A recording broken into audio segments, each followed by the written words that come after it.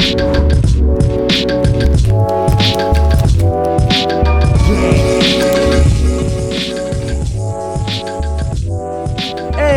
this is another episode of UFO Garage. I'm Ben. And I'm Joe. And this is where we talk about UFOs, aliens, and all things weird. All things weird, dude. Yeah. What's up, man?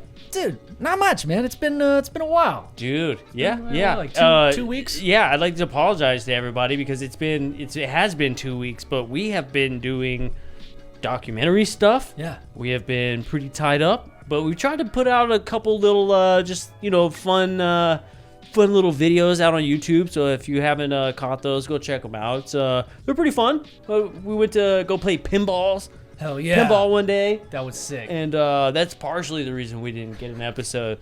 We got back and we were like 5 beers deep. So there's this arcade place in town where it's got all these old school pinball machines, and it's BYOB. So you can see how that could be a little bit dangerous. And yeah, it totally was. It was very dangerous. And then we started filming the second half of the documentary last weekend. Yep. And so that took up all of our time. All the times for the weekend. All the times. But, yeah, man. Yeah, dude. I don't know. Like, it totally worth it. I know there's a few people that reached out were like, dude, what happened? Or did you get taken by the government? Because, we've been working on this this doc, and, I had to tell a couple of people, like, we're fine. Yeah, no, we're actually just drinking beer and talking aliens, man. Just hanging out. Hell so yeah. it was a good time. Hey, I wanted to give a shout out to Terry Lovelace and say thank you very much, man, for putting us in, giving us a shout out in your new book.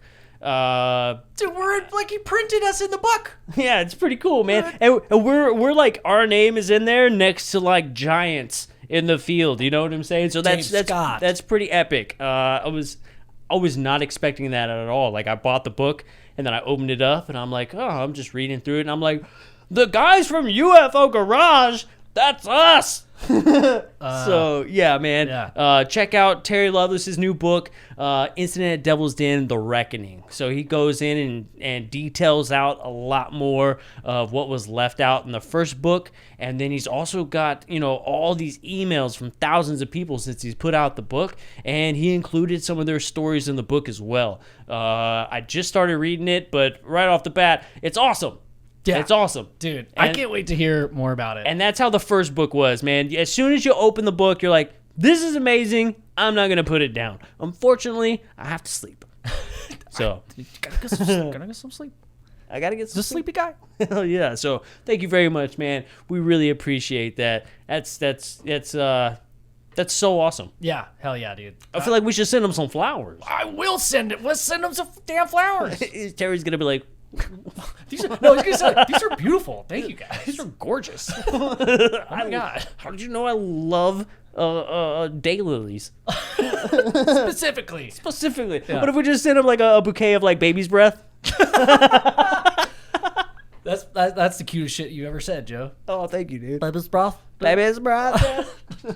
Oh yeah, dude. Speaking of not sleeping, man, I've been on TikTok lately, going through another deep dive. And I think it started like 2 weeks ago. Our buddy Dan Warren, which we have on the show. Dan, say what's up, dude. Hey guys, how's it going, man? Thanks for having me back on. It hasn't been long. I'm kind of embarrassed to be this frequent on the show. Dude, I'll tell you, man. Like, after watching your TikTok videos, like, I mean, you put out a few over. I didn't even know you were on the platform, and you had like a bunch of videos, and it actually like was served to me, and I was like, oh, I know him. And then you reached out like, hey, dude, so I've been doing TikTok. I gave you all a shout out. And man, like it's been an awesome ride watching so many people like subscribe to follow your TikTok. What's that been like? Oh man, like the first time that you have a video that goes whatever viral is considered for you, because it's different for everybody. Yeah, man, you don't know what to expect. Like, it's kind of overwhelming. I'll admit I lost sleep over it because my phone just kept beeping and beeping and beeping. I'm like, what's going on? So when on a new platform, you don't know how to behave, you don't know how it's going to treat you. So it's kind of exciting, and when stuff like that happens. Yeah. That is awesome, man. I got to tell you, I don't have TikTok, but I think I might get it now. Oh, you don't say. I don't have TikTok, but Dan, you should feel proud because you're the only reason I'm going to get TikTok. Oh, well, don't set your expectations very high then. And if I'm the reason, then you're going to be impressed by what other people do on there too. Hey, as long as you have the occasional nudes, I'll be fine. I can try to push them together, but it doesn't work, man. Daddy likes, yeah. Yes. I mean, honestly, you're so humble, but compared to like a lot of other people that I follow on TikTok, it's very much like it's harder to follow. I think the way that you're able to condense stuff into understandable layman terms and speak at a pace where it's not like, hey, I'm trying to get as much information as possible within 30 seconds and listen to me. Like, I think the pacing is right. I think there's a reason why. You're at like 14,000 followers now. I posted a short video about Lou Elizondo today, and I probably got like 1,600 more followers since 10 o'clock this morning. It's crazy. Dude, that is amazing. That's what's up, dude. Hell yeah. That's what's up. Like, just the fact that, okay, you have 16,000. Let's take all of your followers and say that each person watched your whole video once. That is so many people, dude. It's a lot. So many people. And they took the time to follow you and like your photo, so your video. So it's huge engagement. They're not just, passively watching this information. It's the information that's important. Is that something? Have you been looking at this information through a different lens as you're kind of getting a more noticeability on the platform? So I sent a tweet out to Lou Elizondo many months ago, and he actually responded to it directly. So that is what I consider the origin of my TikTok channel. I asked him the question is like, hey man, how do you talk to your kids about this topic? Because I don't want to overwhelm them. I don't want to go too deep into it and scare them. How do you do it? And he responded and said, I just tell them the truth and let them kind of make their decision for themselves. And that just got me thinking, like, how do I talk to my kids? Well, it's in small doses. It's not in a podcast where we go long form and go deep into each of these, into the minutia and the nuances of the topic, because there is a steep learning curve.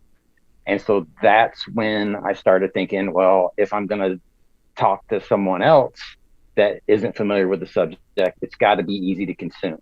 And then I saw a guy on Twitter say, hey, I've posted videos on TikTok and I'm getting lots of views. You guys should look at doing it. And so then I just started dabbling, and it kind of has grown organically from there. But the big thing is I'm enjoying making the content because it's making me actually do reading first off, and then I'll call it research second. I remember scrolling through my Twitter feed and just seeing all these articles these dudes were writing and going, oh, that's a nice picture that they put along with their headline. Next. And so I'm into the subject and I'm not even willing to click and read. So that was kind of what I was thinking I do is, hey, these articles these dudes are putting so much effort and work into, I'll just try to hit the high points in a quick little 1 minute blurb and encourage people to go read the full thing. So that's where the channel started to head, is I'm reviewing articles. But as you know, from the last few weeks, things have gone kind of wild in the UFO community. So it's gone from me being I call them rapid fire reviews of articles, to me now being like, dude, did you hear what he said? And then kind of going over what people have been saying in the news lately. Yeah. There's got to be like a good mix to it. I mean, I guess I can speak to a little bit more than Joe on TikTok, because there's kind of a culture on TikTok to just, you want to get as much views as possible. And there's different tactics where, like, you point to one thing and it's like you leave it as a question, and then that makes the person want to follow your next video and things like that. So yeah, like pointing out the main topics. That's almost like the new headline for news or radio or whatever. Like pick a clickable, clickbaity kind of headline. But I feel like there's more passion into it with this medium. Is that something that you align with? I mean, I like it a lot more. It feels less grimy than reading some kind of headline that's misleading, Yeah, there's and everybody that I talk to about making content on TikTok, they're like, it doesn't really matter what you're talking about. The people that are watching it for you. They're watching it because they like your take on it, or they like your perspective, your outlook on life, and how you look at things.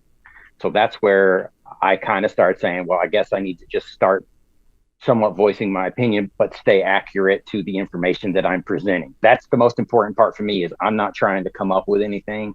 I'm trying to say, let me tie this together. Let me put this new news in context, because like I said, we can have a conversation, an in-depth conversation about anything in this topic, because we have this background. Like, oh, everybody knows what 1947 is in this room. Yeah. On TikTok, no one knows. Mm-hmm. So right. I feel like I'm able to, my favorite meme has now become It's Always Sunny in Philadelphia, where he's at the board trying to put everything together. Like I've used that in several of my videos, because that's what I feel like I do most of the time is, hey, this is what's happening today, but here's how it ties back to the legislation that was put in place back last year. And by the way, here's who was on that committee, and all these things are tied together. And I try to make it a more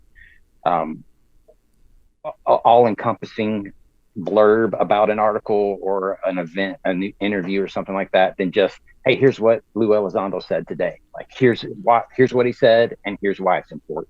Yes. Right. Joe and I were just talking about that kind of concept of the people that you talk to, especially, experiencers.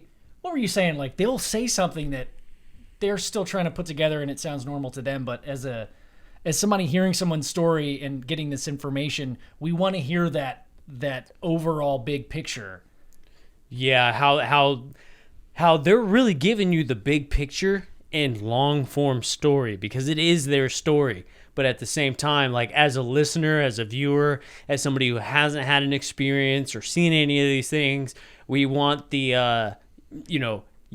I talked to this guy in the government who talked to the president who has a friend in the CIA that confirmed that this is true, right? And that's something that we'll never get. So it's really helpful to actually, when these people are telling their stories or explaining something to you, to like really pay attention, because they're sprinkling like massive bits of information that is just, so incredibly like huge that you kind of overlook, because you're just so like taken over by the story itself. Through shooting this documentary, we've kind of hit that thing too, where it's like, okay, it's a story, but like, holy crap, when I go back and I listen to the story, the nuggets of gold in the story are just fascinating. Like if you know the background of it. Right. So it takes someone like, this is what I think what you're doing, Dan, is so important, because you're able to, you have that background and you know why it's important, and you're condensing it in a way where people that aren't into this subject can understand so fast and in an entertaining way. So, yeah. But so I've never been in radio. I've never been on TV, but man, I've made some kick-ass PowerPoint presentations in my life, and that's pretty much what I'm doing on TikTok now. It's basically doing a PowerPoint presentation. So it's the natural format for me to operate in. Yeah, dude. Well, so speaking of news, man, this is like the reason why I wanted to have you on, because I've been following your stuff. You and I chat all the time on Facebook, and it seems like every day there's something popping up that I've missed. And I don't know. I would love to make this a regular thing, but as far as this past like 2 weeks, could you kind of, give us the Dan Warren breakdown? Like, what are the top things? We don't have to limit it, but I feel like there's a lot going on.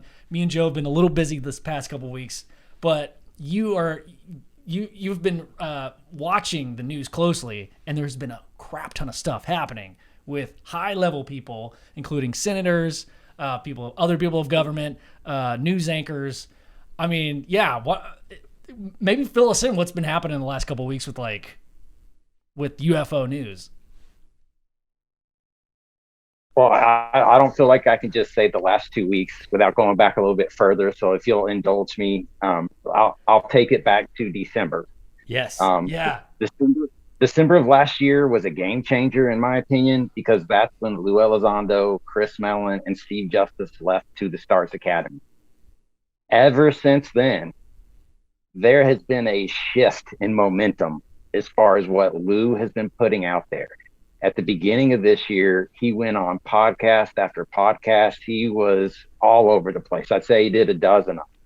And that was something that wasn't done before with To the Stars Academy. Turns out it was because they were kind of running like a bouncer at a club type of thing. Like, who are you? You want to talk to Lou? No, not unless this, that, and the other. Give me your questions first. And now he's just going on and talking.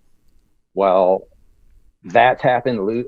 Chris has left as well. And what we're seeing in the last 2 weeks has started to become a focus on the efforts finally paying off that Lou and Chris have been putting out there. Everybody is now starting to talk about this 180-day UAP task force report that's going to be due in June sometime. And that has started to circulate in major media outlets. Well, John Ratcliffe, who was the former DNI, which I'm going to blank on what DNI stands for. I can't remember all the acronyms. He went on Maria Bartiromo's Fox News channel, and she was just talking to him about his time in the White House. And then she said, I got to ask you, you had more access than anybody but the president, basically. Did you ever look into the UFO thing? And he just started going. He just went bam, bam, bam, started laying out everything that he could lay out that he knew. And I mean, you can see the expression on her face change as he started talking, because she wasn't expecting him to go into the level of detail that he was going into. Right. Damn. And then the next day, Marco Rubio got, I don't know if confronted, got caught up by TMZ at an airport somewhere or something. And they're like, hey, Marco, what do you know about this UAP task force? And he started talking about it in a very open, comfortable manner. It seemed so candid, that whole thing. And you couldn't even hear the audio of the guy asking the question very well, too. Yeah. Like, it felt very natural. Sorry to cut in. I was just adding that. No problem. And if you don't know how Marco Rubio's involved, he is the co-chair of the Senate Select Committee on Intelligence. And I always twist those words around, so it might not be perfect. But Senate Select Intelligence Committee. He is the vice chair along with Mark Warner, which you've probably seen video of Mark Warner coming out of the ATIP briefing that he received with like a ghostly look on his face. Yeah. That's the co-chair of that committee with Marco Rubio. So Marco Rubio's most likely, I'm not going to say he has because I wasn't in the room when he got it. Most likely got that briefing. And now he knows that there's something going on. And he is saying he is lock in step with what Lou's been saying, what Chris has been saying, what everybody that is associated with this that we're following has been saying. Like, hey, we have things flying over our military installations, over our military exercises. We don't know what they are. All we're asking is that we start to look into this. We need to start investigating. We don't need to go as far as saying what they are, because that's irrelevant. We just need to start looking into this and try to remove the stigma. Right. So I consider that a huge step forward in removing the stigma itself. Is the freaking senators. It's Republicans and Democrats that are chairing this committee are openly talking about it now. That's the best way to address and remove the stigma from it. Yep. Who'd have thought that UFOs would have been the thing to bring Republicans and Democrats together, right? Didn't Reagan call that? I mean, not specifically bring the world together, but like more and more nowadays, it's like, man, if we could only get the Democrats and Republicans to get along, Yep. Absolutely. Well, that's another thing they keep stressing is like, we don't think it's just the U.S. issue anymore. That was another thing that John Ratcliffe said that I picked up on, that I hope other people picked up on, is he said it's a global. We see them all over the globe. Yep. And we see them with satellite imagery. Right. Satellite imagery. That hasn't been talked about yet. Yeah, that's important. Yeah. So we've got you mentioned Marco Rubio, who is a senator, but he represents the Intelligence Committee. Yes. Right. And then with the second person, Ratcliffe. And what significance was he? He was the he guy. He was the former DNI, the Director of National Intelligence, I believe was his name, and he served under 45. I don't say his name. Under 45 administration for, and I think from like January and almost a year or something like that. This is like Voldemort, dude. Like, He who shall not be named. Harry Potter. Don't say his name. It gives him more power. We're gonna have like weird scars on our foreheads tomorrow. Oh no! I think I'm already getting a scar right here. Oh no, that's just a vein. How do I know you aren't covering one up already? You got that. Dude, my hat gives me like a purple dot on my forehead, and it's terrible. It's too tight, bro. It falls off when I rollerblade, so I have to tighten it up. Oh god. So before I interjected with like who is who, you were saying something about Ratcliffe and something he was breaking to the public. The satellite imagery thing to me is a game changer, because he was stressing like we're not just seeing it with our eyes. We're not just seeing it with a single source. We have multiple sensors that are picking these things up, and including satellite imagery. And I started looking into satellites, and what's available to us is like Google Maps, like pictures, things that we could see. But there's also radar satellites that are space-based radar. Right. I don't understand it. I don't pretend to understand it. But if it acts anything like radar on Earth, that's tracking. That's different than just taking a snapshot of something. That is the most useful form of data collection that we'll never see. I mean, they're not going to show us like the super secret radar collection systems they have. But think about the information you can do with figuring out where they come from and where they go to, and any repetition or any patterns. Every Wednesday at 5:00. And it makes you wonder too, like when they talk about it, everything that they talk about, they make it seem very like recent, but that makes you wonder, how long have you been tracking these things with satellites? You know? Oh, yeah. How long have you been doing this? And I think that's one of the biggest things is like what I would love. Like, I'm so glad that a lot of this information is coming out. However, I would love to hear them say, oh yeah, we've been doing it since the 70s, because they have, before then, they have, but they're really smart in the way that they deliver it on like, oh yeah, breaking new information. Like it's probably breaking new information for a lot of these people.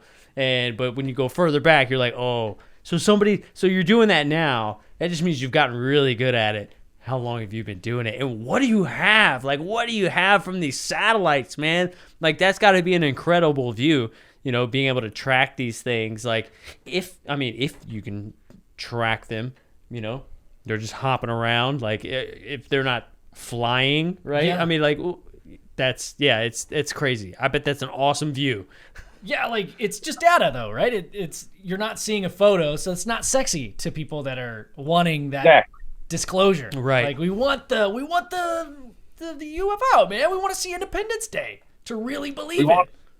You want eye candy. That's what people want. Yeah. But even if you give it something, no one's going to believe it. Like, that's the double-edged sword with video and pictures right now. Right. Yeah.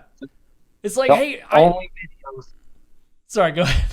I was going to make the a joke. only videos that I'll ever say are authentic, because people will ask me, like, Well, if you have one video to try to convince somebody to do it, what would it be? I'm always going to go to the three that the Pentagon officially released and said were UAPs.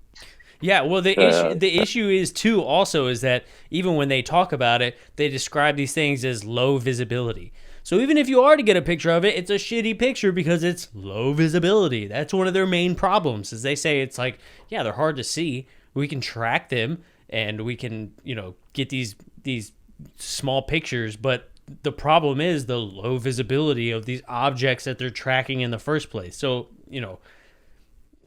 good luck on getting an awesome photo, right?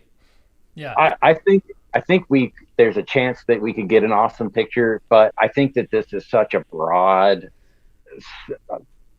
topic. Like there's probably some that we'll never be able to get a good picture of, like the orbs that people always talk about. There's nothing to get a good, clear picture of because it's the ball of light in a black sky. Like, you're never going to see anything. Even with your naked eye, it's going to be funny looking. Yep. It's very funny. Dude, that's a really good point. I haven't thought about that. Looking. Like taking a photo of light, like that's not what you do. You use light to illuminate other objects. Like it's really like, have you ever seen a photo of the sun? I mean, I've seen like animation of the sun, but I'm sure they're out there, like photos of the sun. Yeah, dude, they have them on like National Geographic all the time when they're in Africa. There's always a sunset scene, but it's just it's a yellow circle. Anyway, I thought that was I haven't thought about that yet. I had a cool experience. I was on vacation with my wife, and this particular evening, the sun, dude, was like coming down, and it wasn't bright. Like I was freaking out a little bit because I kept staring at it. Like I could look directly at when you look at the sun and you're like, oh, it's just bright. I can't look at the sun. This was like so beautiful, and it was just perfectly round, and like I was just staring at it, and I was like, babe, look at the sun. And she was like, oh my gosh, I've never seen the sun like that before. But you could just stare at it. It didn't hurt your eyes, and it was so gorgeous. It was insane. Like just staring at the sun. I could just stare at the sun for hours. Yeah, no, I did. I looked at it probably for a good 10 minutes for about like 30 seconds, maybe like a pop. I was like, okay, I know my eyes are going to hurt tomorrow. They didn't though. So maybe that's a myth. I don't know. Oh, shit. Dude, we're breaking all the facts out tonight, guys. I'm telling you, man. You can look at the sun. We got stories, man. All right. I was talking to my 9-year-old about the sun just yesterday, and I think my daughter debunked the flat earth theory. So let me bounce this off of you guys, and you tell me if the logic is sound. She was asking me, Dad, why is the sun bigger when it's coming up and going down? Why isn't it that big when it's directly overhead? And I was like, well, it's because we're looking through more atmosphere, and it's magnifying what we're seeing because you're having to look through more of it when you're looking at when you're on the top of a sphere and you're looking through the atmosphere. There's more of it, so it's magnifying it instead of just always being directly above you. It just seems like that would debunk the whole flat earth theory right there. Yeah, dude. It's like a contact lens or a glass. Yeah, like glass. Oh, that's genius. Yep. You're I'm a sure they got scientist for that. Say what? I'm sure they've got an explanation for that though already. They seem to have all their bases covered. The yellow one is the sun. That's all the information, dude. But yeah, no, that's totally. I was also thinking about that the other day too when I was looking at the moon. The moon is in the sky, and you can see it like during the day and stuff. And it's like, it's got to be round because even though it's covering like half of the moon, it's not like this straight line that's half. It's like a curvature, like on the moon.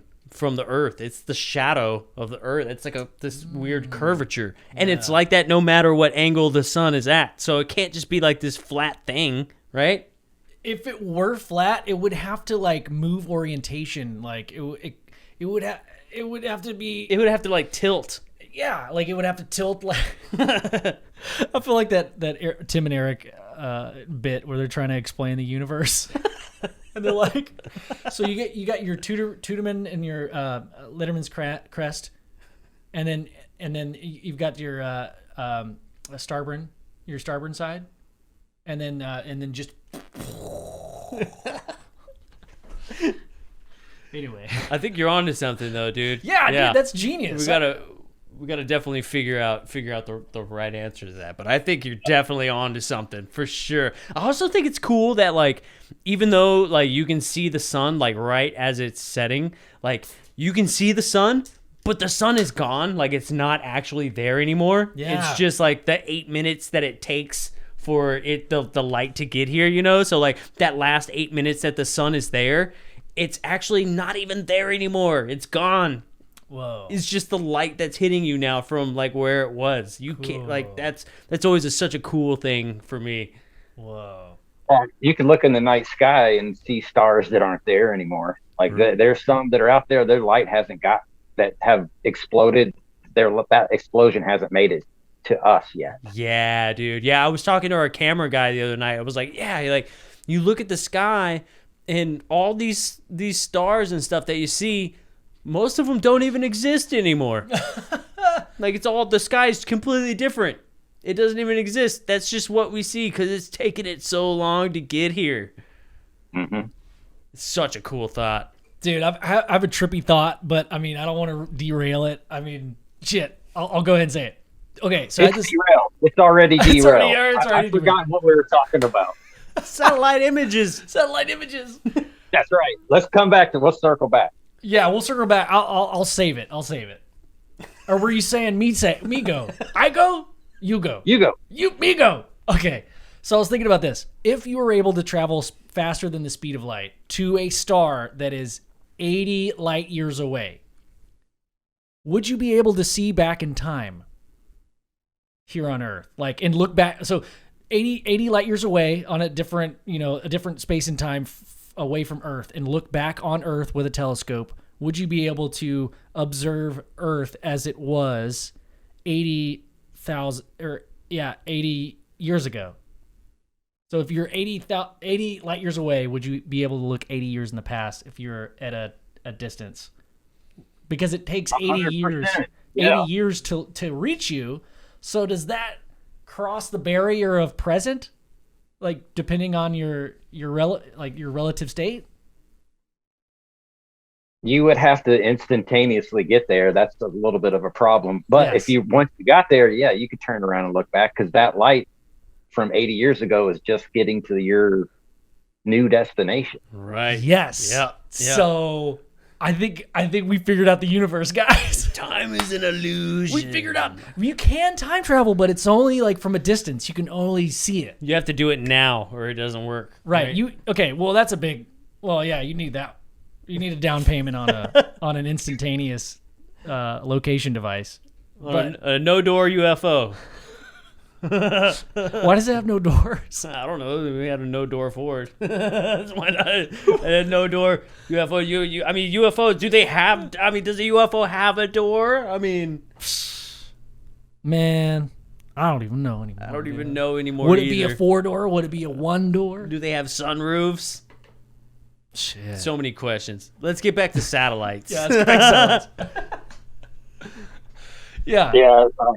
The satellite imagery thing is what I would consider a game changer, and that's one of the things that I'm hoping comes out as part of the UAP task force report.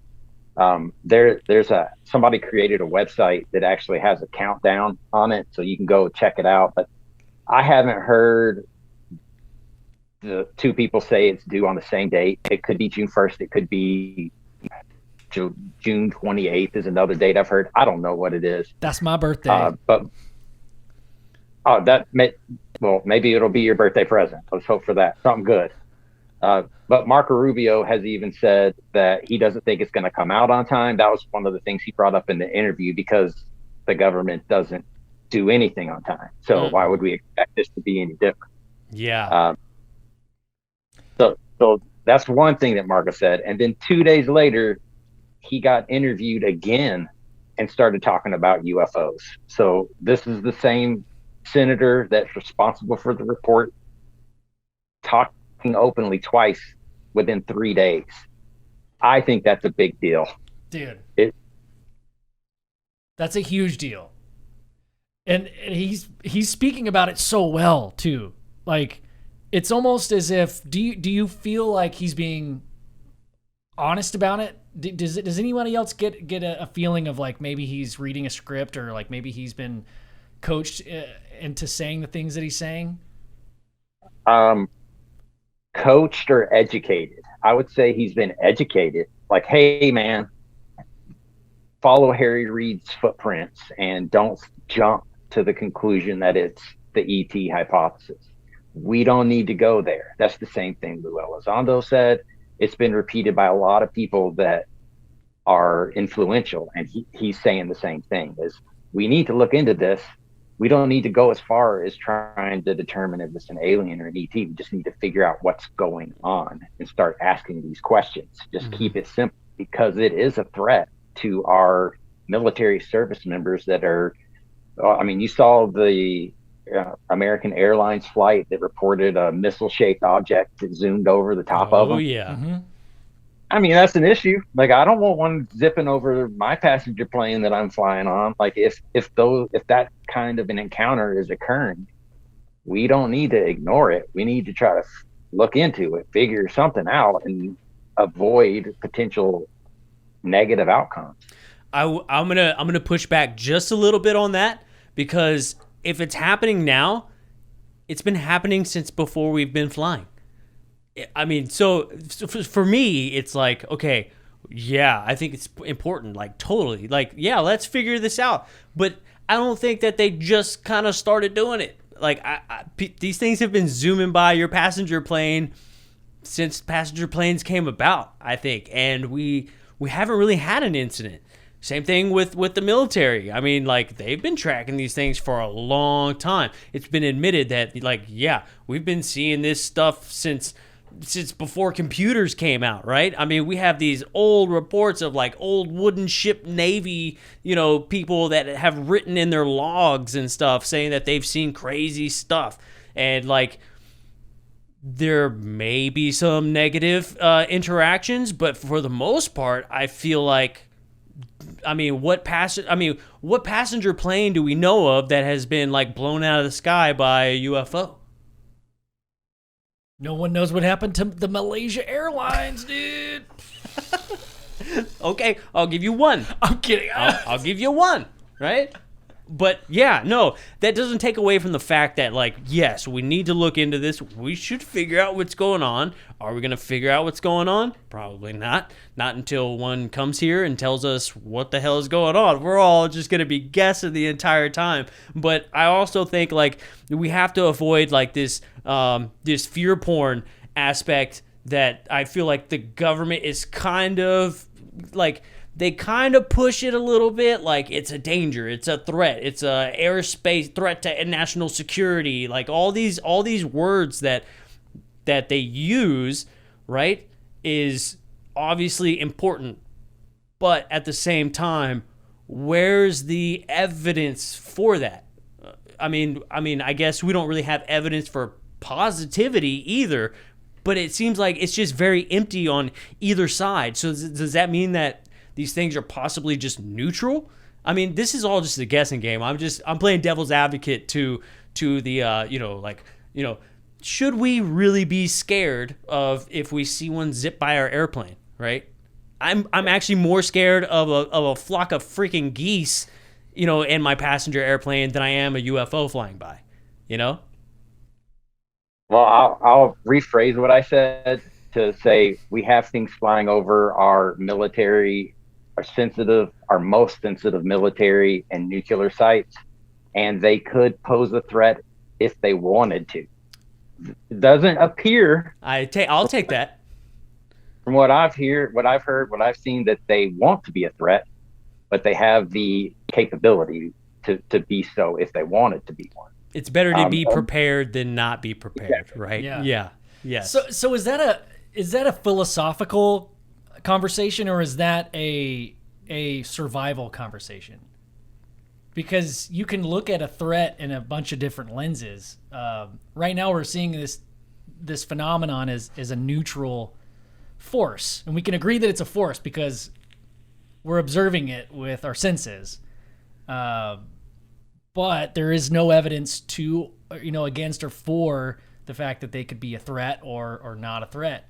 as far as the military goes and the public goes. I mean, if we look at the lens of the experiencer, then you start getting into the details of like, all right, guys, well, some people have had, that SNL skit of like, some people have had really phenomenal experiences. And then some people have had terrible, like terrifying experiences. So like, man, I feel like there's this divide that's happening, definitely in the way that I like to think about it. Because if I go down that path of the experiencer, it's like, ooh, not gonna sleep great tonight. But if I just keep it on the surface, as far as like, are they a threat or not, that's easier for me to get through my day, and talk about that and think about it. So that's like what you just described, how there's positive experiences and there's negative experiences. It just makes me think that it's not all the same thing. Oh, like it's got to be multifaceted. And something that Lou Elizondo, who's been on interviews on Fox and Newsmax lately, has even said things along the lines of, how do we know they haven't been here for a long time? To me, that says, well, we might have something that lives amongst us that we can't perceive. And I always like to use the metaphor of, before people had microscopes, they could see evidence of chemical reactions and things decaying, and they could see the evidence of it occurring, but they couldn't look at it to see what was causing it until technology caught up and they could start to use tools to investigate further. That's where I think we're at with whatever this phenomena is maybe we are starting to have the equipment necessary to perceive it in a more substantial way than what we have before. Just my thoughts. Definitely. I think that's it. I mean, me and Ben were having this conversation earlier. We had heard somebody say, as many cases as I've heard and gone through, which is thousands, nobody's ever mentioned a Tic Tac. The only time I've ever heard of a Tic Tac is by the military or by the government. Why is it that the military and the government are the only ones reporting these Tic Tacs, but actual like experiencers and just your average person has never experienced this Tic Tac thing? What is it about this Tic Tac that is attracting them to specifically military and government people? And that kind of like blew my mind a little bit. Like, you're right. Yeah. I've never heard of any Tic Tac thing either until obviously the Navy came out, right? With all their stuff. And it's like, that's kind of eye-opening, and that's a really interesting question. Why out of all these hundreds of thousands, millions of cases, why is it only like the military people that are encountering these Tic Tac things? Like, what is it about that? What are your thoughts? I mean, have you thought about that before, or like? I don't know how to explain all the different shapes.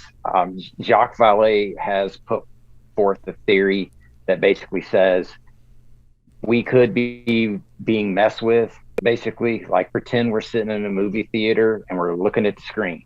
Well, there's a Tic Tac on the screen. Look at that screen, and there's a saucer on the screen. It's catering to the audience. Right. It knew that you wanted to come see a horror movie, so it put a horror movie in on this one. It knew you want to see a comedy, it put comedy on. Right. But we're seeing what it's wanting us to see. What we need to do is turn around and look in the projector's booth to figure out what's actually going on. Is Jacques Vallée's theory. Right. Boiled down as best I can. Yeah, like people see ghosts, and it's like, oh, well, it presented itself as a ghost. Some people see aliens. Oh, well, that's just because the phenomena has presented itself as an alien. I saw Bigfoot. Well, the phenomena just presented itself as Bigfoot. Like, yeah, like I like that theory a lot, I guess. Just the phenomena as a whole presents itself to you kind of how you would interpret it. An angel, whatever you want to call it. Like, it just presents itself to you how you think you would be most receptive to it. Now, the thing that is strange to me, what also got me thinking is, okay, I've seen this wild light in the sky. There's this crazy orange orb, right? Lots of people have seen this orange orb, right? I've seen 3, maybe 4 strange things in the sky. 2 of them are a little more outstanding than the other 2, but then you look at somebody like Chris Bledsoe and or like Eric Mitchell. Why is this thing following them specifically? Why are they seeing it every night? How are they like what is it about them that these things are like showing up all the time, and I have to sit outside for days to maybe see some weird thing, right? It's so and is strange. it good or bad? Yeah, and is it good? Like, exactly. Yeah, like what perspective? Like, I feel like this phenomenon is almost, it's really wanting to play. It's really wanting us to engage in it. If it wasn't something that like made us question, then it would be something as passive as air. Like, we all know that air is there and it does stuff. Okay, like it can really destroy some stuff, but we also really need it. Like, it's just this thing. It's just a part of life. But it's nothing that no one has a disagreement about. So mentally, with consciousness, we have this disconnect.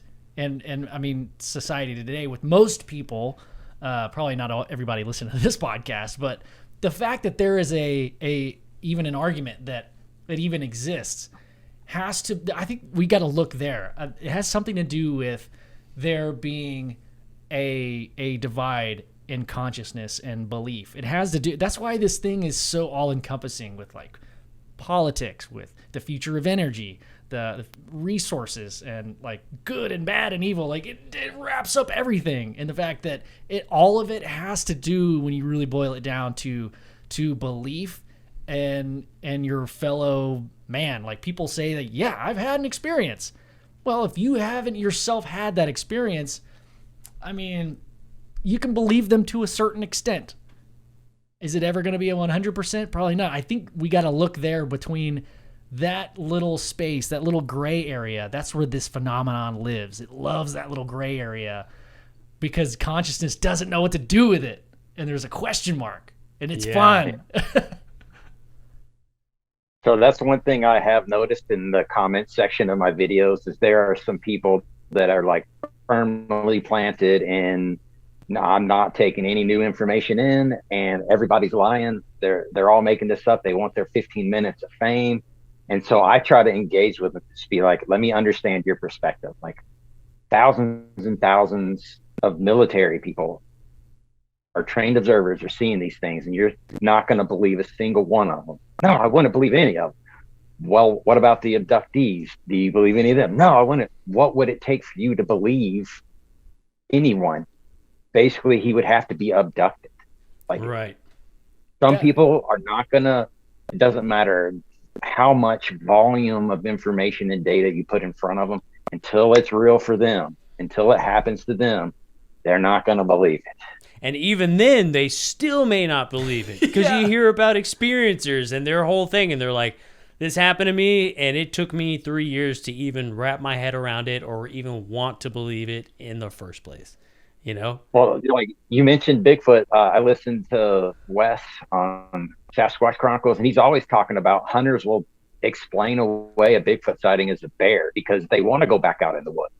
If they could say, oh, it was just a bear, you can go back in the woods with a bear. You can't go back in the woods if you're terrified of a gigantic hominid. Yes. That's a really good point. Absolutely, man. Yeah, it's something so phenomenal that when it happens to you, you almost have to explain it away the first time. Otherwise, you're gonna go crazy.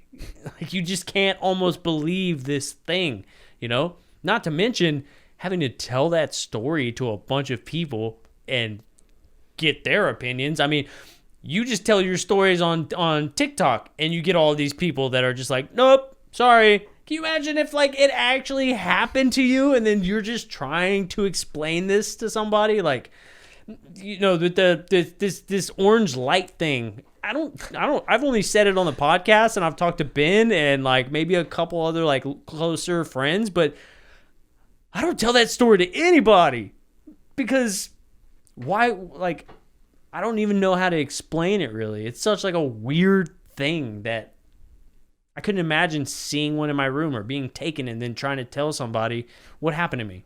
You know? It's like trying to explain your dreams. It could be the most vivid, life-changing thing that you've ever dreamt.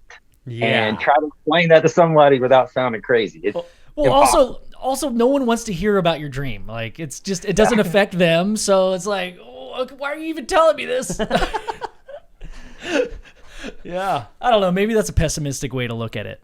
I mean, okay, so back to the flip side of that, we are also, you know what I find cute about humans is that we are the only species that really likes to watch ourselves.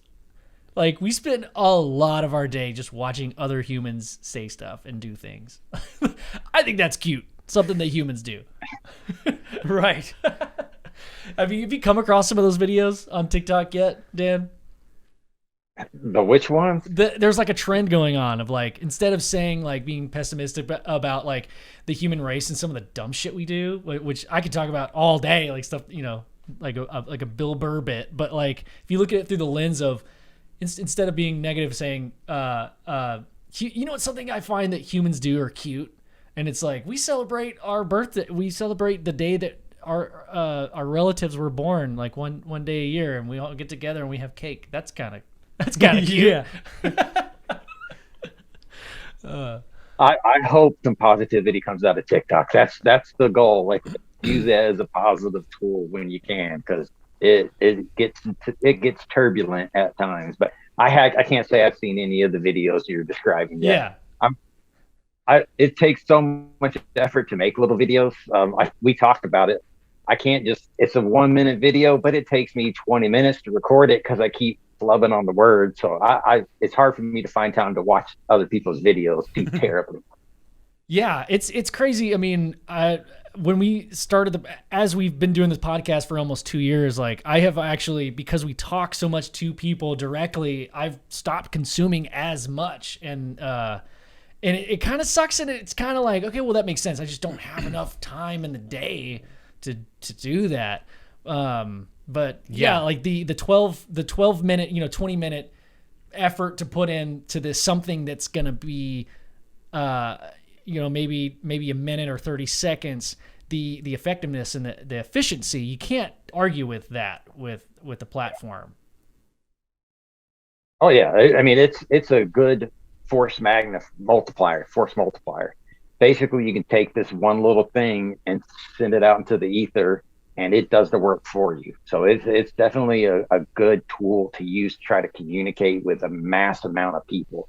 But I also have a job. I also have a family. I also have home improvement projects. I got to do everything else.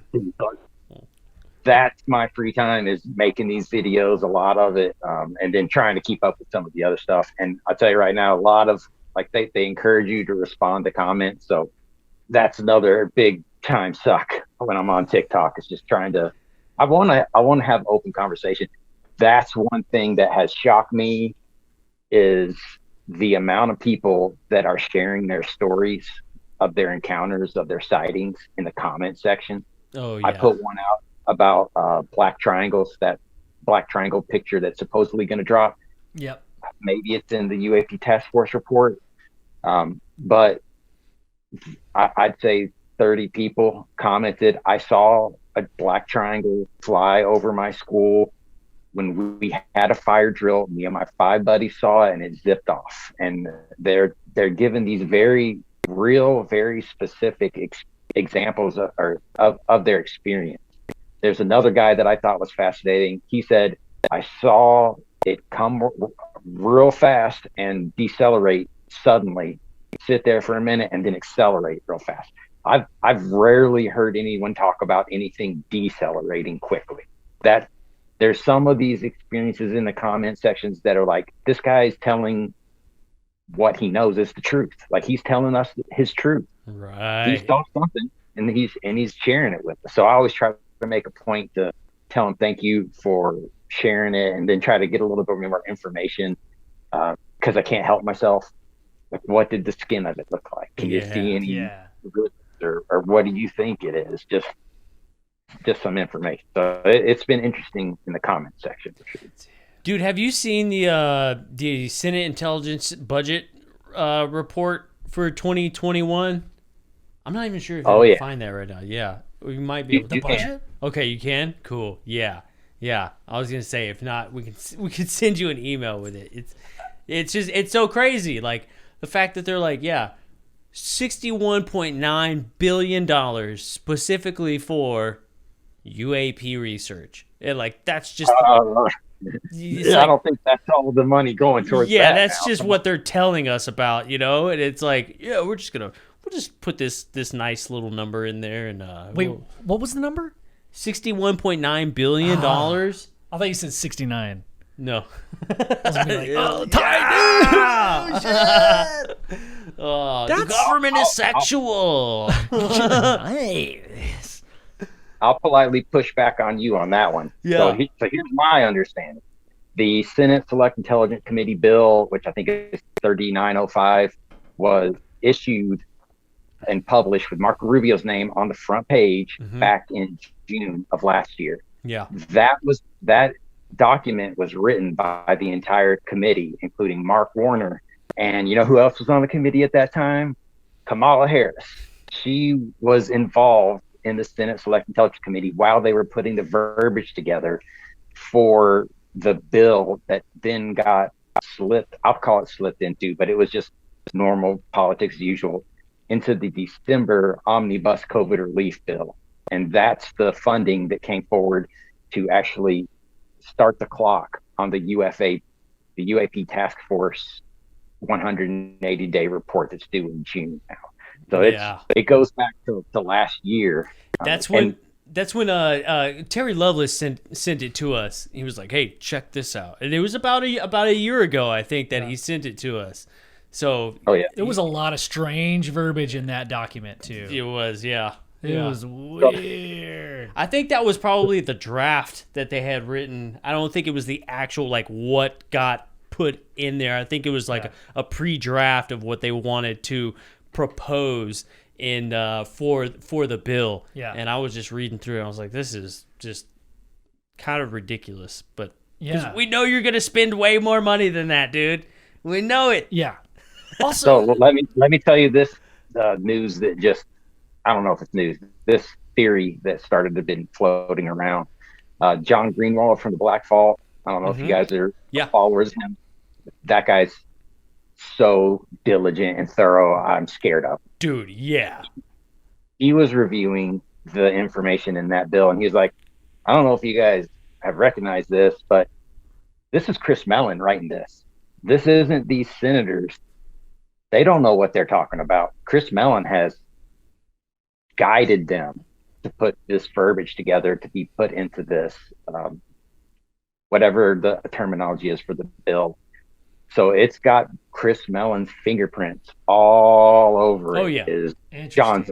Oh yeah, that makes a lot of sense for sure. And him and Lou Elizondo are the main two dudes from TTSA. All right, so I think those are some really important data points to put together too, because you have Chris Mellon, who, I mean, I haven't heard a bad thing about the guy. I mean, it seems like a righteous guy. I'm sure you could find some. Well, but yeah, it's just, man, I have learned over the past 2 years, just be careful what you put in all of your belief into, because it just, man, that one-off chance to where we're just being led into thinking a certain way. Oh man, so the verbiage, and I'm doing the Charlie Day thing right now. Kamala Harris is over here, and then bananas and pajamas are it's connected. Dude, I don't know hardly anybody that knows pajamas or bananas and pajamas, but that was me and my little brother's jam back in the day. Dude. That's what's up, bro. Those fools were always coming down the stairs. Always down the stairs, and chasing teddy bears in pajamas are going down the stairs.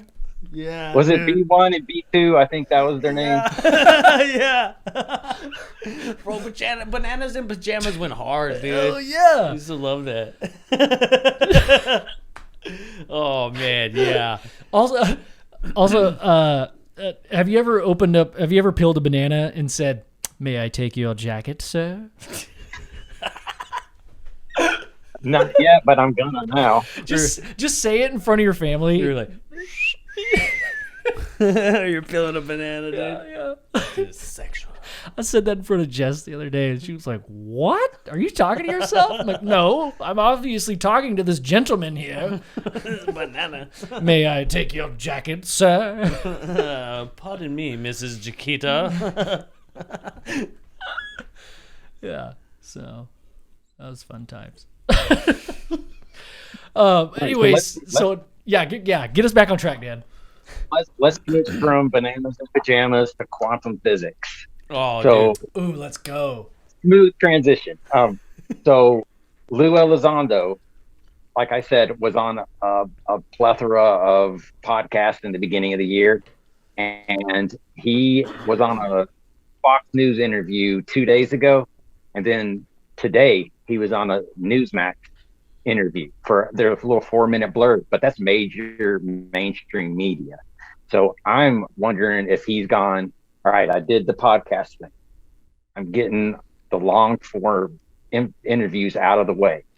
That information, those interviews are backlogged now. You can go check them out when you want to. Now I'm going to say, hey, general public, here's a little blurb about me. And if you look into me, there's going to be all this information on these podcasts that I've recently recorded that you can dive into and explore and learn more about my stance and what's going on in my eyes around. So now I'm forgetting where I was going. No, that you sent me the website, and dude, what you're saying is totally. It makes so we're paying attention to the fact that it's recent. That's what sticks out in my mind, because we have this split from TTSA. Now he's able to talk about. Well, I mean, we can make up whatever we want about the reasons why, but what we can gather is he's just talking a lot more, and I think maybe. One of the reasons why he went on all these podcasts is to answer that question that the community, the quote unquote ufology community was kind of pissed. A lot of the leaders in the community, the most vocal people, were like, "Man, TTSA never talked to any of us. We've been in this shit for 50 years, and they just skipped right over us." So I feel like maybe they're taking a little bit of advice from the community that's going to serve and replicate this message, and they started. So they kind of like changed gears a little bit. So they said, "All right, let's do this on purpose. Lou, you're the guy. Let's go." And then boom, now he has this repertoire, this resume of long form. Yeah, I totally agree. Yeah, now it's like if you're interested, just like full circle back to what we were talking about at the beginning. You have this headline that people are going to see on CNN. If they want to see the full version, go check them out on so-and-so podcast and listen to the whole thing. Oh yeah. So I think that might be part of his plan. I'm interested to see what the next week holds, because if he's got it all lined up where he's just going to be banging them out, that is going to be very interesting to see. But I remember where I lost my train of thought. The first interview on Fox News, he talked about people witnessing things that are beyond our understanding of the laws of physics. Like they're breaking the laws of physics, basically, is how we were describing it. And he said it's not actually what's happening. It is breaking our understanding of the laws of physics. We're now figuring out that we don't know it all, which I think that's a very logical approach to take, is, hey, I don't know everything. There's something that I need to investigate further. And I don't know if you remember it, but there was the ATIP briefing slide number 9 that got leaked on Chris Mellon's website or one of his social media platforms. Mm-hmm. And the very in bold says, what was once called the phenomena is now considered quantum physics. So now He's pushing the quantum physics aspect to be somewhat of an explanation for what we're seeing and what's happening around us, which I've made one little video. I'm not going to sit here and say I understand quantum physics, because I do not. But it's one of those things that I think kind of ties a lot of things together. And it's like telecommunication, or I always use the wrong word. What is it when you talk without talking? Like telepathy. Telepathy. Yeah, I always mess that up. Telepathy. Maybe that's quantum physics at play. Like, how do the monarch butterflies fly from Mexico to Canada in 3 generations? Like, it takes 3 generations to make that trip. So obviously none of them have ever made it before. How do they know where they're going? How does that information get transferred from one generation to the next? Could it be explained by quantum physics? And that's one of the things he kind of starts getting at, is it might not be a whole bunch of different technologies. It might be one technology that explains it all. And that's where I think the writing is on the wall, if I want to read the tea leaves, that he thinks it's quantum physics, quantum mechanics, whatever that means. You got to get somebody on the show smarter than me to explain it, but maybe that's the linchpin that we're missing. Yeah, dude. I mean, we spent the weekend with Eric Mitchell, and some of the stuff, I mean, without giving too much away, is leaning towards that. This is kind of surfacing with this quantum physics. I mean, again, Eric Mitchell isn't like a physicist, but he does know people that have studied that and are, working at major universities doing studies, looking into the connection.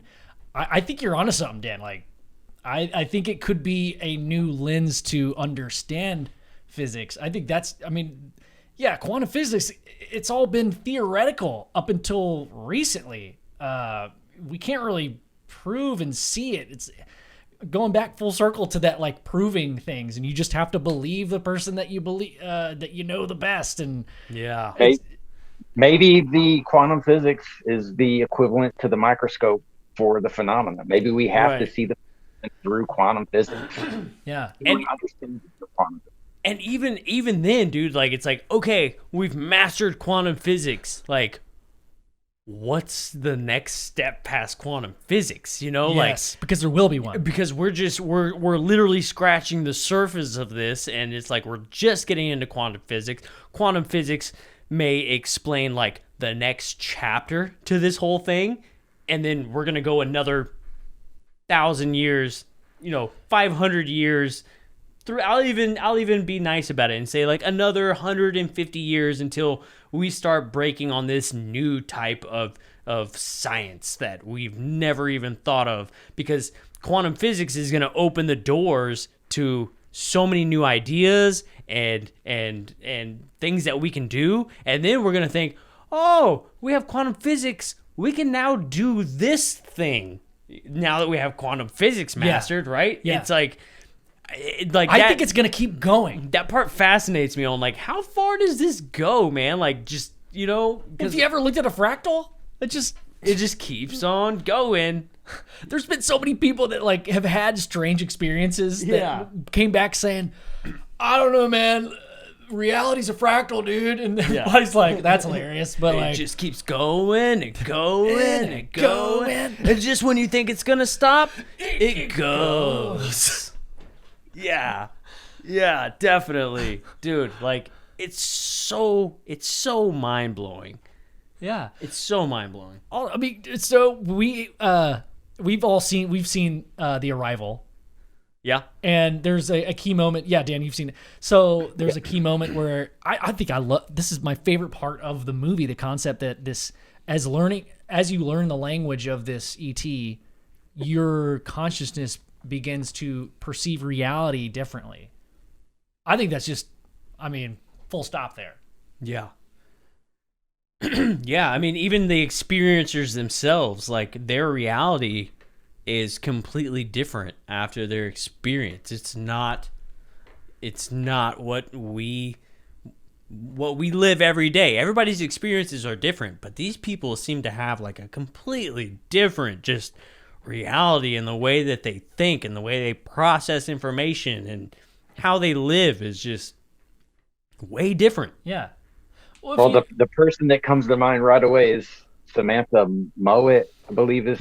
Dude. Like, listening to her interview, I'm like, wow, she is a completely different human being than me. Like, she takes the world in 180 degrees different than I do. And it's fascinating to listen to. Yeah. Yes. Yeah. Oh, man. Like, so do you ever, this is my conspiracy mind going a little crazy here, but do you ever worry about the information that we are receiving from the government and the military as compared to experiencers themselves? Because I feel like experiencers get like a really bad rap, like, oh, like, you used to walk dogs? Like, who the fuck are you? You know, like, what kind of validity do you have? And they're like, I was taken on a ship and I've seen them and I have experienced them. And then you look at these, you know, like Marco Rubio, and he's like, well, I've got all this information. And like, do you ever like, because I do, I always worry about it. I think it's fascinating. I think it's really cool. I think it's awesome. And I love that like they're coming out with the information. But on the flip side, I really do get kind of worried about it. Because it seems like they don't listen. Like, the most important part to the entire thing are the people that are being taken by these things and having this stuff done to them. And they just get completely left out. You know, it's all about the craft. It's about the UFO, and it's about the science and what are these things doing and the threat and stuff like that. But like, okay, so what about the people that have directly interacted with these things? I mean, we even look at Kevin Day. Dude, Kevin Day is he's completely changed. I mean, like, the way he thinks and like, you know, it really affected him on a completely different level than it seems like it affected a lot of other people, you know? And I always wonder what that connection is between those certain people and then just the people who are just like, you know, I have this information, you know? Well, I'll explain it simply as that's because of the stigma. Like, without a doubt, a politician's not going to get up in front of people and say, listen to these extravagant stories of people getting abducted. That's getting to the finish line before you cross the starting line. They are just looking to do this as small baby steps at a time. Like, what can we do? Well, don't call it aliens or little green men. First of all, get that out of your vocabulary. Just say we have these, I don't know, call them unidentified aerial phenomena. That seems less worrisome to people. Yeah. That doesn't have the stigma associated. So I feel like the government is just taking these small baby steps that they can, because they can't jump into the pool with both feet. They got to dip a toe in first. So that's where I think the government perspective is we just got to get the ball rolling. We don't need to kick it. Just give it a little nudge. Let's see where it goes. It'll eventually pick up momentum like a snowball and get us to the other end of that conversation. But they can't make that jump because they'll get ridiculed. Everyone's going to jump all over them because I think a lot of what happens is people will not take the information in an unbiased manner. They're going to say, all right, you're telling me this information, but I don't like that you're wearing a bandana. So I'm going to look for something that makes me not believe you. When I've posted the Lou Elizondo video and when he was interviewed on Fox, so many people can't see past the fact that he's on Fox. As soon as they see those three letters on his interview, they're like, I know I can't believe anything he says because he's on Fox. I'm like, you know, he's on like everything. Yeah, we'll go watch him on MNBC. Yeah. Yeah. Like, you should A/B split that and see if they'd probably still find a reason why it's bullshit. Oh, you know? Well, that's what I've started doing when people say stuff like that. I'm like, well, tell me a source that you do find credible and reliable, and I'll see if I can find you something. And they will not provide anything because they just want to criticize. Yeah. I love that you're doing that, dude. That's awesome. Yeah. Sorry, I got to take a pee, guys. Yeah, go for it. You know, I really try and I try and keep an open mind, and even though I find it to be somewhat suspicious, I also completely understand like how you just explained it. You know, it's like, well, you know, there's a government, they're going to take baby steps, they're going to talk about this stuff in baby steps so we can slowly consume this information. Yeah, dude, I totally agree. And I feel bad for a lot of these people, like even Lou Elizondo, you know, he talks about like, you know, just like, well, as soon as I said this, it was just like arrows fired my way, like immediately. And like, yeah, I totally sympathize with that. Like, that's such a bummer, especially if you are trying to be, you know, honest, and you are just trying to get information out, you know. And then on that flip side, you know, you've heard us talk about this before, I'm sure, is like on the flip side, it's like we've got this entire group of people that have been, you know, their social security number has been completely erased. Their bank accounts have been drained. Family members, themselves have been murdered. People have gone missing, you know, in the research / experiencer side of things. And so I also I look at that too, and I'm like, geez, man, like it's such a, you have these two things that don't go together and haven't gone together for a long time. Now they're trying to like meld and find that happy medium. And like, I feel like that's just going to take a really, really long time, you know, especially when you look at like things like TTSA and you look at the people that are on the board, and then you look at, okay, well, now we know that, like, you know, exposing like the aviary group and what these people have been involved in, and like people that we know right now, I'm not going to name any names, but people that we know that have been on shows and that like we've all talked to, or had some sort of interaction with, some of these people that are giving this information have literally been contacted by these government entities saying, you know, sure would be a shame if your wife went missing, you know, been threatened with their lives from these people that are giving us this information, you know. And it's like, oh, that's a tough pill to swallow, because it's like, are you really being genuine, or do you have some sort of agenda, right? And that's this hard line that I'm having a hard time processing, because I do find like the information that's coming out is could be very useful, but we've got to find this happy medium. And I think we got to have these people that have like threatened the UFO community and their lives and like their families. We got to make sure that they are not the ones putting the information out. And right now, there's quite a few of them that are still around. Now, we also know that, you know, within this aviary group and whatever, you can all go look that up, that there's this split. There's these good guys, and there's these guys who just do not want the information to come out. We know that certain people are disinformation agents, and they are on documentaries, and they are on the news, and we know the history of them. And there's plenty of witness testimony to go through and see that. So I think for like the regular public eye, right, doesn't understand that. And I feel like that's why the UFO community has such a hard time, because they understand that history, and they understand what a lot of these people were involved in for many, many years. And it wasn't very pretty. So I can see why that there's this fracture there, you know. And I think for, you know, the people in the UFO community to see some of these people like just on the news talking about it, and they're like, those assholes like threaten my family like with their lives, you know. But to the general public, it's like, oh, this is brilliant information. Finally, the government is coming out and saying this stuff. It's like, man, what do we do? in that situation, because you literally can watch the news and be like, holy shit, that guy like threatened to murder people's families. Like, that's not cool.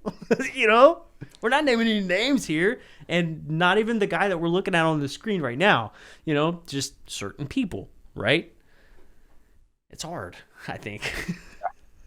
And so that's why I find myself, I guess, drawn to Lou Elizondo and his message, because he ran into what you're describing, like those kind of guys, and he was like, they're stopping me from being able to do my job. Exactly. I'm going to have to do something else.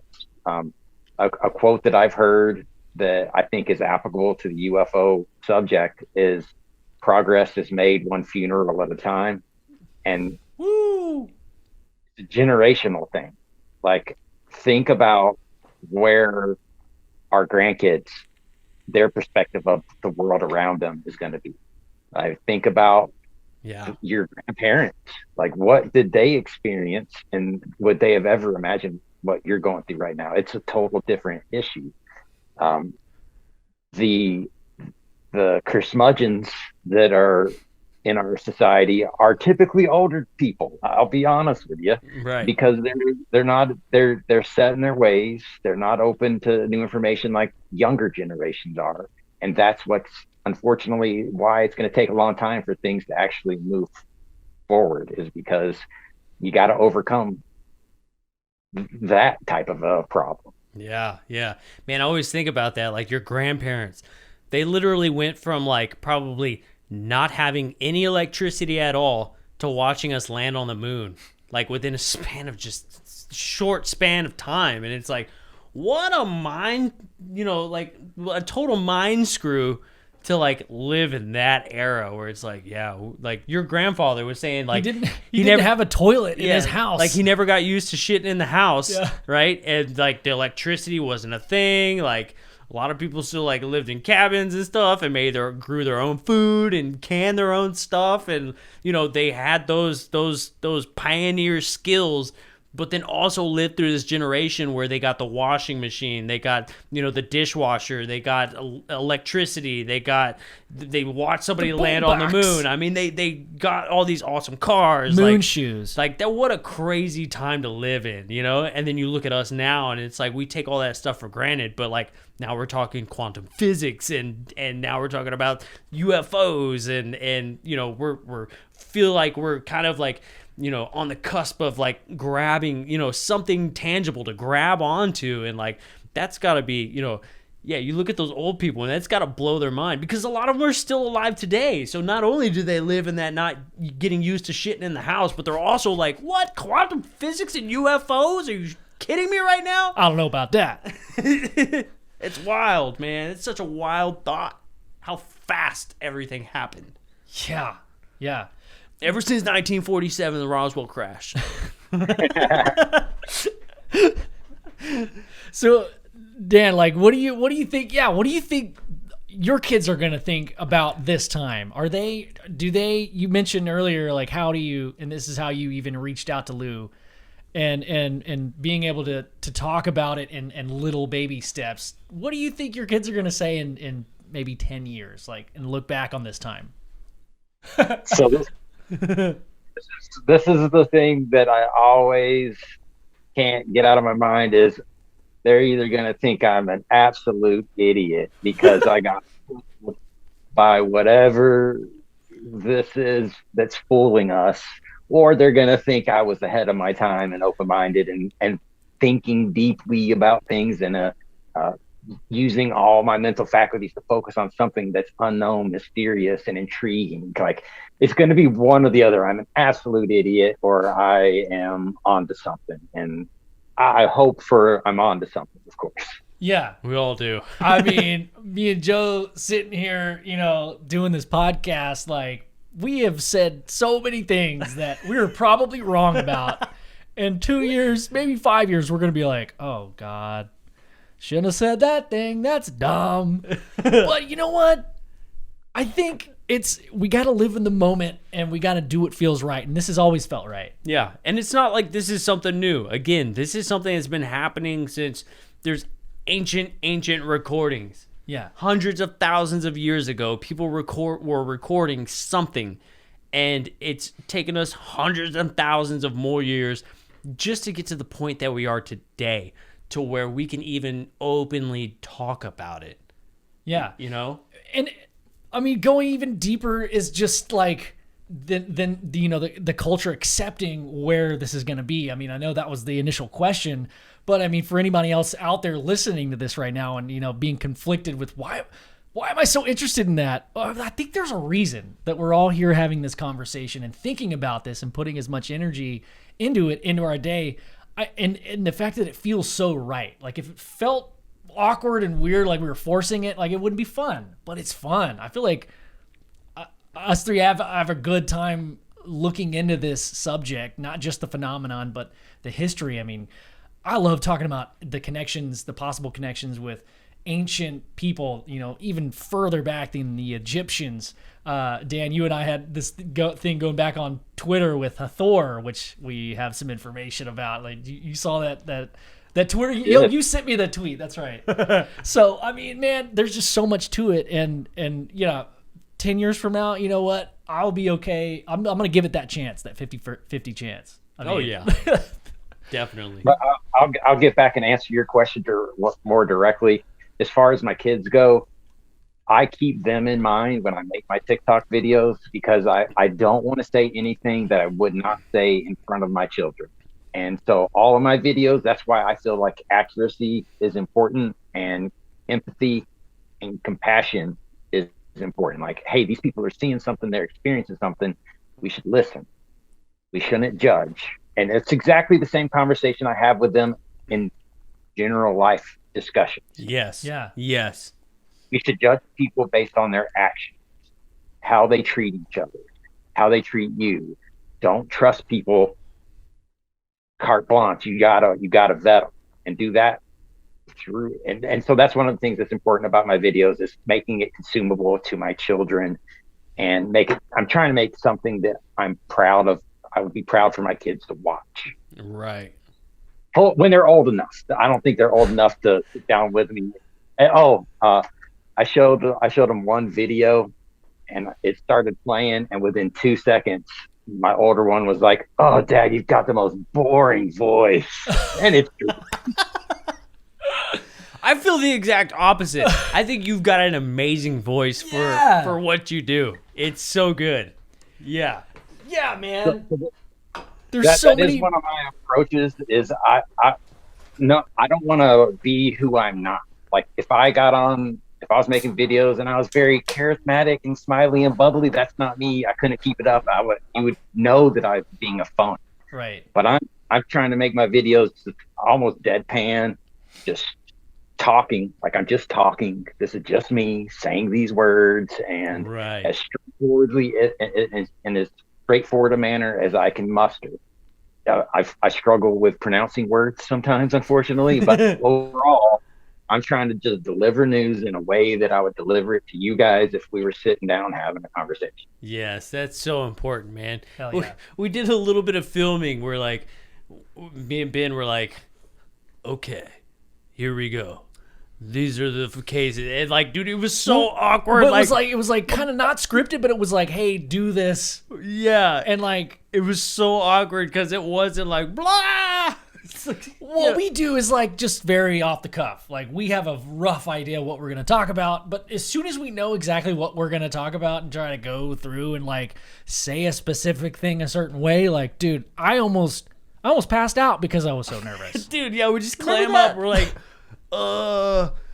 we have a podcast that we've been doing for 2 years, and I have absolutely nothing to say to you right now. Like, it's so awkward. So it's very important that you just kind of just be yourself and do what you normally do, because it's so easy to pick up on that. You're like, oh, this guy's uncomfortable and he's just out of his element for some reason, and it's awkward, and then you don't want to watch it. So that's a great approach, man. Yeah. To just and I also think that people want to hear it from a nerd instead of some bubbly actor or actress. Like it's just data. It's just information. Take it. Right. Do what you want. Yes. Love that, dude. Well, Dan, dude, you're crushing it. I mean, as far as like, yeah, congratulations on the TikTok stuff, dude. I think you're doing amazing work, man. Like just getting that word out there, like, man, it's so important that the information that we're kind of bringing to the surface get out to as many people as possible, and it's of all ages. I mean, yeah, TikTok does skew young, but I mean, there's a lot of people getting on there that are around our ages, and yeah, man, it's just fun to see, dude. I don't know if we'll get maybe we'll post some more stuff on TikTok. It's just, yeah, I don't know if we do that kind of content, and I don't think we could top yours. So why don't we just leave that to Dan? We'll leave the TikTok to Dan, dude. Yeah, we'll leave the TikTok to Dan, dude. All right, so I'm not Dan on TikTok. Do you remember what my? Yeah, the 5 pillars of say. Well, yeah. What's the at? So I'm the 5th pillar of emphasis, and that is an homage to Lou Elizondo, because he went on that UFO podcast and was talking about his plan with Chris Mellon for engaging with people or getting the topic some publicity. And he basically rattled through, like, we got to talk to the legislators. We got to talk to all these important people. And then he said the 5th pillar of emphasis is engaging the masses. And that's what I'm trying to do. And I don't know any better way to engage with the masses than on a format that, like TikTok, that spreads like wildfire. What I noticed when I was on Twitter and YouTube watching all the UFO related videos is we're basically passing information amongst each other. We're all watching about 2,000 to 5,000 of us are watching the same information, but we're not growing. And so Lou Elizondo then went on another podcast, the Unidentified Celebrity Review with Lou, and I've forgotten how to pronounce his last name. And he basically made the statement, and if you go to my YouTube channel, it's on there. He said, get off your ass, get out there and start doing something. Get off the couch, get involved, have the conversation. And those words did speak to me. And that was what was the spark that moved me to actually start doing something, because I've been a passive UFO. I was listening to you guys for 2 years, and then things have started changing once I decided to take action. Once I just started to get off my ass, basically. So my channel is a direct product of Lou wanting to engage with everyone and have the conversation on a global level. So that's where the name came from. That's where the source of fuel for what I've been doing came from.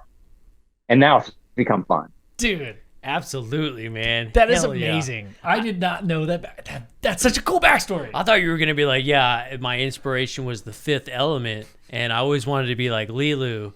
And yeah, but no, that's way better. That's way cooler. And then 5 is 5th, so the 5th pillar of emphasis. For anybody listening wants to go ahead and follow that right now. Dude. Yeah. Dude. I'm just over a month in, and I've got it's amazing how much content is out there that you can go check out. This last weekend, I did a 5-part review of the New York Times December 16th, 2017 article that changed everything. That was really such a Kickstarter for what Lou and Chris and all of them have been doing.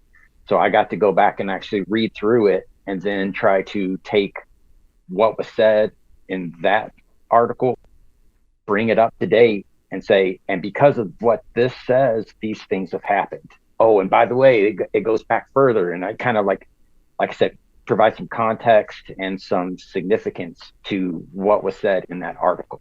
So that's the one that I would encourage people to go check out, that 5-part series. It will get you into the know. It'll basically bring you up to date with, why do people keep saying the 3 years have been crazy? That article is why. Yeah, it was so well done, dude. Like, again, like, it's just so consumable. I felt like I was like instantly smarter than everyone as soon as I watched all of it. I was like, I know everything. But dude, yeah. So we've been talking. Just I know we're kind of wrapping up in a way, but like, and I know we didn't really have a certain time picked out or whatever. So we respect your time and everything. But dude, I've got to know. Do we know if the Black Triangle stuff? And what are we waiting on? What news sources? I guess I'll ask it that way. What news sources are you looking at first? And what would kind of trigger that movement? Because we were talking about looking at the breadcrumbs, looking in between the lines, not at the headlines. If you had any advice for anybody out there listening, what to pay attention to, what would you recommend?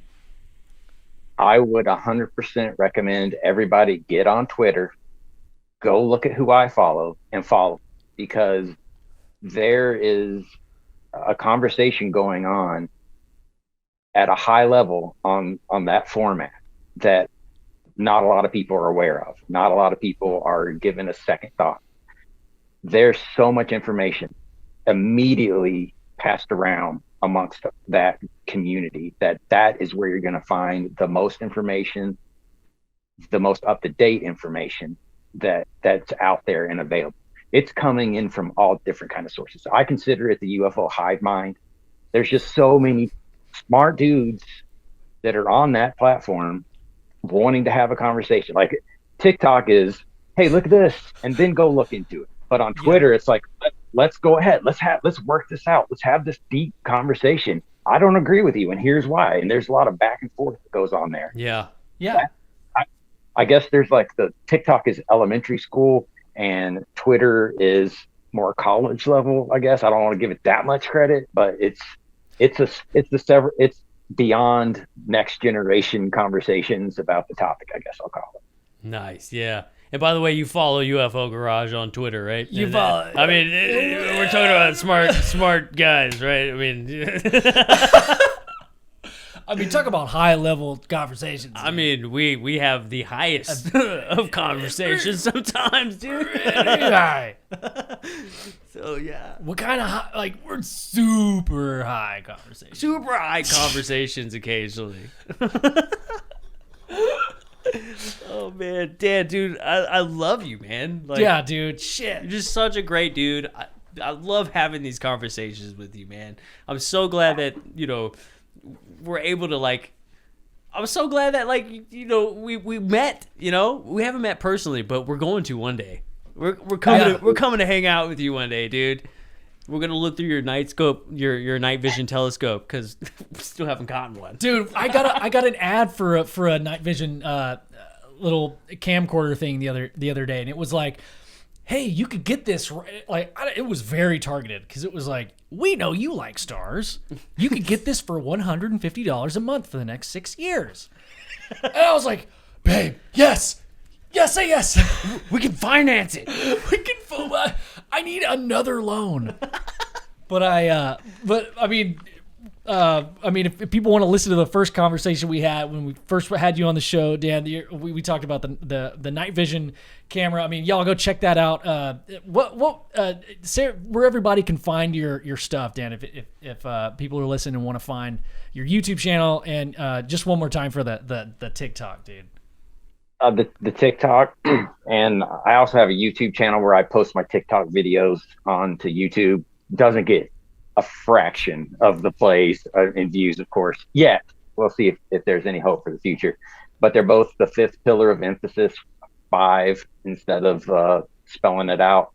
And if you're on Twitter, I have a 5th pillar of emphasis Twitter account, but you can just look me up as Dan Warren. I'm on there. I'm more frequently on there as Dan Warren because I have established a following, and I have established people that I'm following, a network, I guess I'll call it. Right. Dan Warren on Twitter. I think my handle is, hey, look over there. I had to spell it funny because there's not enough characters, so don't ask, but look up Dan Warren. I was wondering about that, like, hey, look over there thing. Yeah, I'm confused. I don't know why. I work with computers, but I still don't fully understand Twitter. One day, I don't know. I know. I need to get a Twitter too. I need to get a TikTok. I need to get a Twitter. I need to get a Snapchat. You're gonna log in and never log in ever again, dude. We had you on Instagram. I know. I've got like 4 pictures, and like I check it occasionally. And they're all like taking like all the photos are like really close and like above. I opened it the other day, and there was like 60 different. This person is following you, and I was like, oh. Neat. And I haven't followed you. I think I follow like 8 people. like one's my cousin. Yeah. I have Facebook because I was forced into Facebook like 8 years after Facebook came out, and they were like, dude, how are we supposed to get a hold of you? And I'm like, well, I have a phone. And they're like, no, but you should totally get on there because you could post pictures of like your food and your family and stuff. So I did. And man, I'm so terrible at that. And that's terrible, dude, because we have a podcast. Yeah. I should be more open to these things. So next week I'm gonna have all of them. Hell yeah, all of them, dude. I'm excited. Yes. We're gonna set you up with a woof. What's a woof? It's fax, it's phone, it's internet, it's email, everything all at once. If you get an email, it comes up all at once. Dude, yes, I totally would like a fax machine. I need one. It's right. It's for the office. It's good. Woof. Anyway, we're smart. Dan, dude, freaking love you, brother. Thank you for coming on the podcast, man. Always good to chat with you. Having you guys. It's been a pleasure as always. Look forward to doing it again sometime. Absolutely, man. Absolutely, brother. Well, you have a great evening, man. All right, I want to say one more thing real quick. Totally. Yeah. Yes. We've got time. Last week, I went back and I listened to your first episode of this podcast. If anyone listening that's made it this far is still listening, go back and listen to the first one. It's great. Like that is like you guys summed up your point of view and your beings so well in that first 15-20 minutes. So I encourage anybody to go listen to it. That's the episode I'm going to push towards other people. Like, go check them out, listen to episode number 1, and then check out the rest of the story. Dude, that's great, dude. That's awesome. I'm gonna have to go back and listen to episode number 1 too. Dude, I'm about to go listen to it right now. Yes, man, that's so awesome. I do remember it was like I was very shy, but yeah, no. You guys have such a different demeanor in that first episode than now. It's so much more chill. Yeah, like way less confidence. We were like, well, is this a microphone? Like, I guess this is fun. Yeah, it's so funny. I like listening to the intro, like in the earlier ones compared to like now. It's like we got it down, I think, but man, yeah, talk about really trying to find yourself and not knowing anything, right? Yeah. It's so great. I love it, dude. I love it, man. Yeah. It's almost like looking at like a picture of you when you're in high school and you're like, oh, Jesus Christ. I can't believe that. But that's awesome. I'm going to have to go back and listen to it now, man. Hell yeah, dude. It's dope. Hell yeah. Well, that's awesome, man.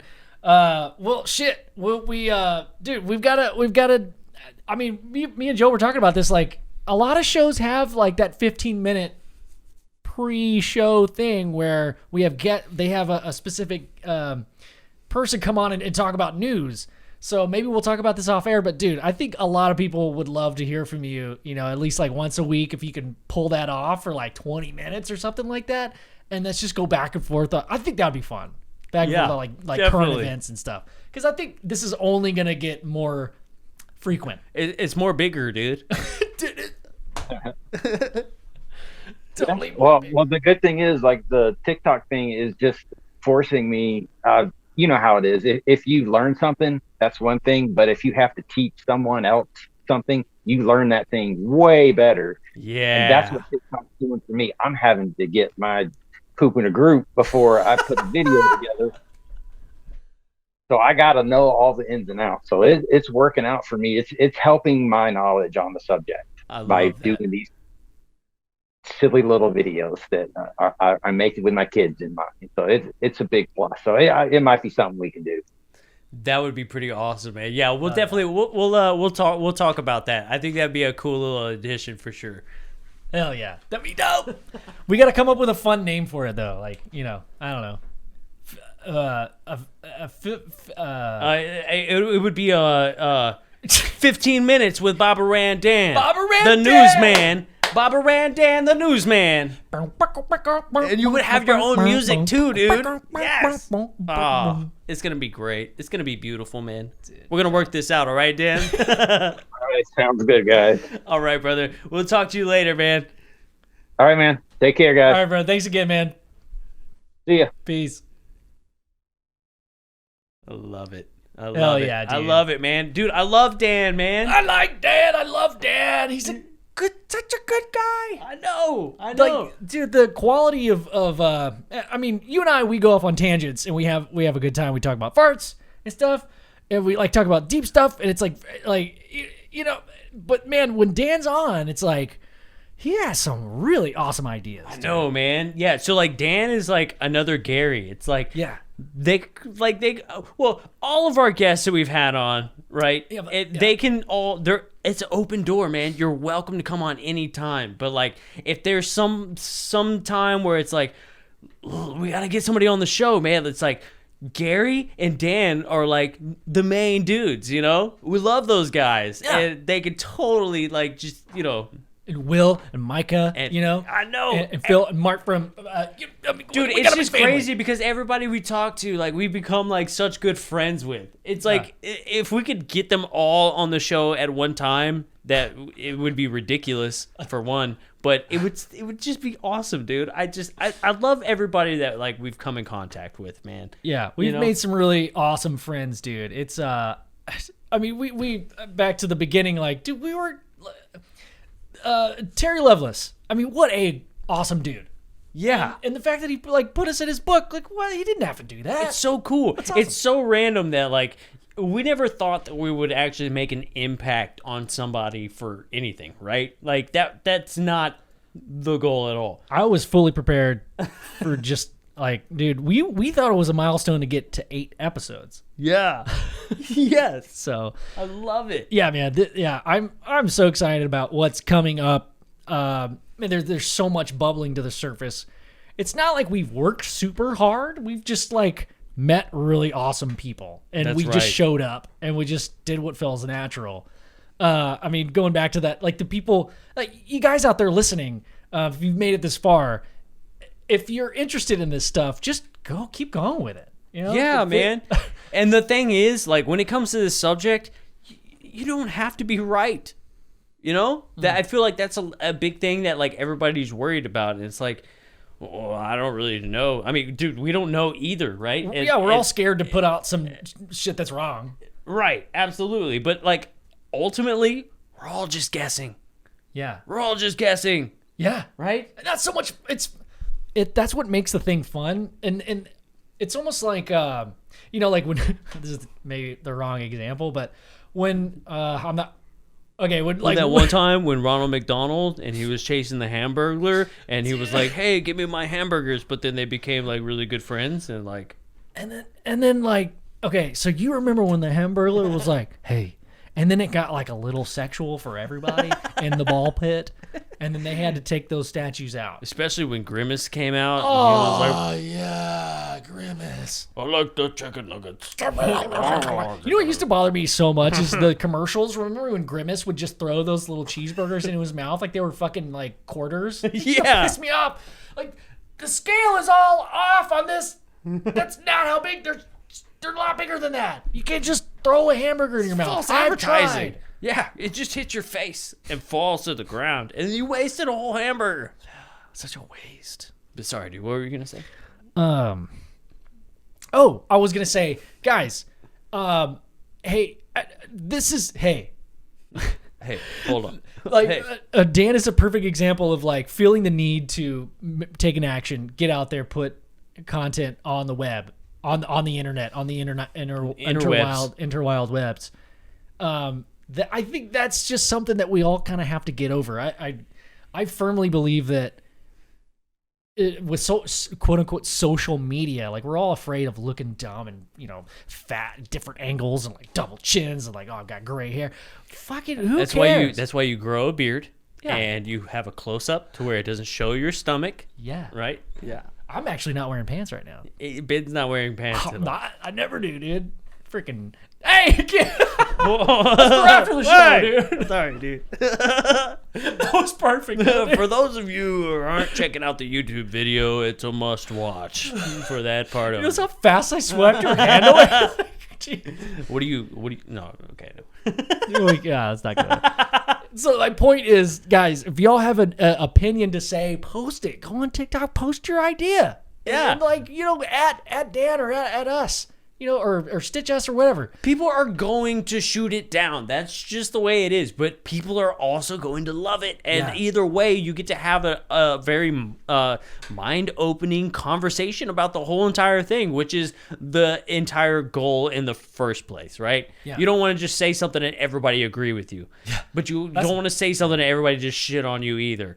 But, when you get a happy little medium of a little poopy and a little bit of awesome love, that's when the conversation starts. And that's what I love about this whole topic in general, is that there's so many ideas, and every single day, dude, I hear something I've never heard before. Yeah. I love it. I love it so much. And to push that idea further, that concept is, man, we've all been waiting for disclosure. How about we are disclosure? We bring to the table, what everybody in this community. I mean, dude, we have a small percentage of the people that are actually interested in this subject, listening to our show. Like, if they told somebody, it's just being a part of it and actively talking about it publicly and not being afraid to be interested in this subject. Right. We are the disclosure. We're been holding ourselves back for a long time. I know. It's up to us. And it kind of goes along with everything. Don't wait for your government. See what you can do. Yeah. Ask not what your government can do for you. Ask what hamburger can do for Grimace. Exactly. Those hamburgers are way too small in those commercials. And everyone knows it. That's right. All right. Well, this was a good one, dude. Yeah, Hell yeah. that was so awesome. That was a fun Sweet. episode. Hell yeah. All right, dude. Well,